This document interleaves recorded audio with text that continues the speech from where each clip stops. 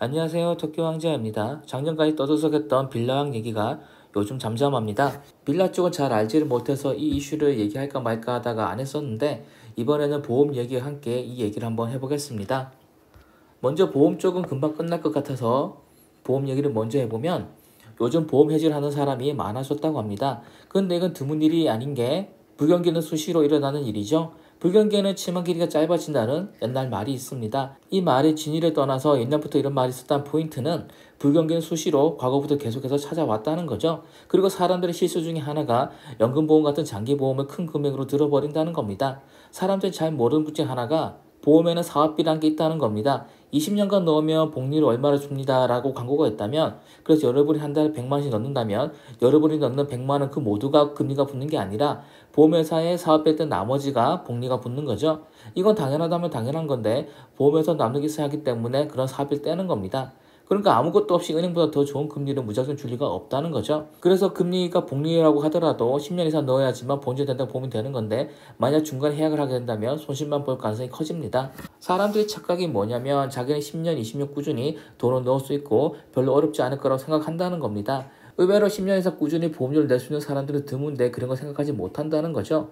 예를 들겠습니다. 여러분이 한 달에 500만원을 벌고 쓸 거 써도 200만원이 남아서 100만원을 장기금융상품에 넣는다고 치겠습니다. 당장 소득이 있고 젊으니까 별거 아닌 것 같아도 살다 보면 여러 가지 변수가 생길 수밖에 없습니다. 작년만 해도 인플레이션이 심해서 경기가 정말 안 좋았었는데 마트에 장을 보러 가보면 정말 살 게 없습니다. 한 달에 50만원 정도 식비를 썼던 집이라면 20에서 30 정도 더 써야지만 이전처럼 먹거리 살 수가 있게 되는 거죠. 그러면 식비만 올랐을까요?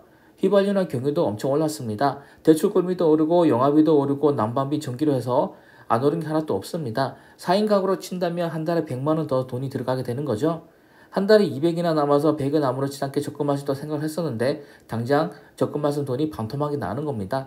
그런데 만약에 영끌이라도 해서 집이라도 산 사람이라면, 거기다가 변동금리였다면 당장 매달 가계 수준이 마이너스가 나게 되는 겁니다. 그러면 보험을 해지할 수밖에 없게 되는 거죠.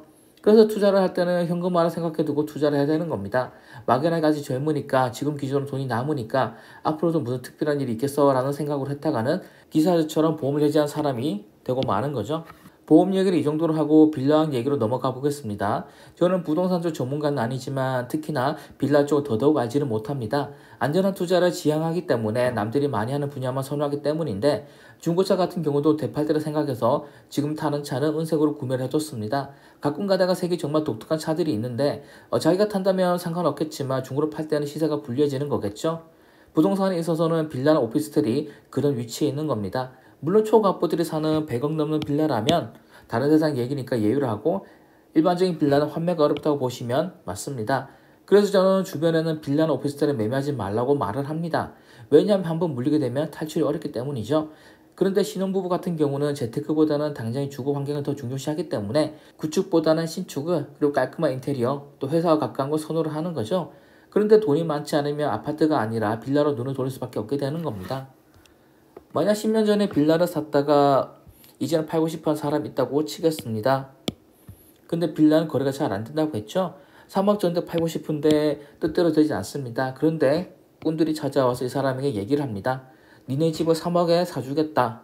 대신에 전세부터 내놔라. 전세 가격은 3억 4천원 내놓으라고 얘기를 하는 겁니다. 집주인은 팔고 싶으니까 그 말을 받아들였겠죠. 그리고 빌라 시세는 명확하지가 않습니다. 때마침 그쪽 동네에 전세 살고 싶어하는 사람들, 대부분 신혼부부일 텐데 그런 사람들이 콜을 하고 들어오게 되는 겁니다. 전세보증보험까지 가입을 하게 되니까 더더욱 안심을 하고 전세를 들어가는 거겠죠. 그러면 집주인은 3억만 챙기고 나머지 3천만 원은 꾼들에게 넘겨주게 되는 겁니다. 그럼 꾼들은 아무것도 안 하고 3천만 원 현금과 집이 생기는 거죠. 이 과정에서 명의만 빌려주는 바지사장 세우게 되는 거고, 다른 집들을 같은 방법으로 계속해서 사들이는 겁니다. 100채만 해도 30억이 남게 되는 거고, 1000채만 하면 300억이 남게 되는 겁니다. 이렇게 빌라왕이 만들어지는 거죠. 기사에서 연달아 3명의 빌라왕이 사망을 했던데 저는 그쪽 담당 형사가 아니기 때문에 그 사망이 어떤 외력이 작용했는지는 모르겠습니다. 하지만 중요한 건 빌라에 잘못 들어가게 되면 이런 일에 엮이게 된다는 거죠. 그러면 의문이 들 수가 있습니다. 전세보증보험에 가입이 되어 있으니까 안전한 거 아니냐고. 저도 이번에 처음 알게 된 건데 조사를 해봤더니 전세보증보험이라고 하는 거는 세입자의 집주인에 대한 보증금 청구권을 인계받는 조건으로 돈을 주는 거라고 합니다. 집주인이 보증금 안 줘요라고 보증보험에다 얘기를 하면 그러면 당신의 집주인에 대한 보증금 반환 청구 권리를 일단 나한테 주세요. 그럼 내가 집주인 대신해서 당신에게 먼저 보증금 줄게요라고 절차가 진행되는 겁니다. 근데 바지 사장을 세워서 대규모의 빌라를 사놓고 바지 사장인 빌라의 사망을 하게 되면 세입자는 누구한테 청구를 해야 되겠습니까? 청구할 사람이 없게 되는 거죠. 상식적으로 바지 사장인데 자산도 없을 텐데 유가족들이 상속 포기를 하게 되는 겁니다. 그러면 세입자는 전세금 반환 청구를 할 대상이 없어지게 되는 겁니다. 그러면 당연히 보증보험회사에는 대상이 없기 때문에 그 청구권은 인계받지 않을 겁니다. 그러면 당연히 보증금을 돌려주지 않게 되겠죠. 그러면 세입자에 남는 방법은 경매밖에 없게 되는데 당연히 제값을 받기가 힘들어질 겁니다. 그리고 이미 집값보다 비싸게 전세를 들어왔으니까 좋은 경매는 더더욱 없어지게 되는 거겠죠. 아니면 다른 방법으로 빈 땅에다가 빌라 지을 방법도 있다고 합니다. 서울이야 그런 땅이 드물겠지만 21년까지 사택던 남양주 같은 곳을 보게 되면 아직도 지하철역 근처에 빈 땅들이 많을 겁니다. 그런 곳을 사서 신축 빌라 싸게 하나 짓는 겁니다. 내구성 같은 거 무시하고 건반 번지르르하게 짓는 거죠. 뭐 한 층에 4개 가구 정도 사는 5층짜리를 지어서 40억 들였다고 치겠습니다. 그러면 20개 가구니까 40억을 나누게 되면 한 가구당 2억이 들어간 셈입니다. 근데 이 집을 한 채당 3억씩 전세를 주게 되면 어떻게 될까요? 그러면 빌라 하나당 20억의 차이가 생기게 되는 거고 이런 빌라 10개만 해먹어도 200억이 되는 겁니다. 이것도 바지 사장을 세우고 튀면 어떻게 될까요? 저도 이쪽으로 잘 아는 게 아니라서 일단 조사를 해본 건데 대략 이런 루트를 통해서 흘러간다고 합니다. 20에서 30대 사회초년생들이 물정을 잘 모르고 이용해서 해먹는 거죠. 그리고 만약 이런 거에 당하게 되면 인생의 난이도가 올라가게 됩니다. 어서 종잣돈을 모아서 돈을 불려가야 하는 시기를 허비하게 되는 거죠. 보험 얘기도 그렇고 빌라왕 얘기도 그렇고 이런 얘기를 하는 이유는 심플합니다. 돈이 없으면 서럽고 그걸 잘 알아서 부자가 될 수 있는 방법을 찾고 공유를 하려고 하지만 사람들은 제 말을 잘 듣지를 않습니다. 어떤 사람들은 저를 비웃으면서 제가 구상하는 것보다도 더 빠른 수익, 더 큰 수익을 노립니다. 또 다른 사람들은 돈돈거리면서 살면 안 된다고 얘기를 하는 경우도 있었습니다.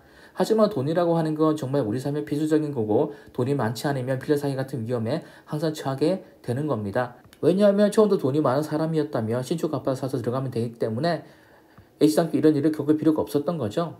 저 같은 경우는 스트레스 받지 않고 좋은 사람들 만나면서 살고 싶습니다. 그래서 저는 당연히 이번 영상에서 말했던 이런 일들은 겪지 않고 있습니다. 하지만 이런 일에 처하게 되면 얼마나 스트레스 받는 정도는 잘 알고 있죠.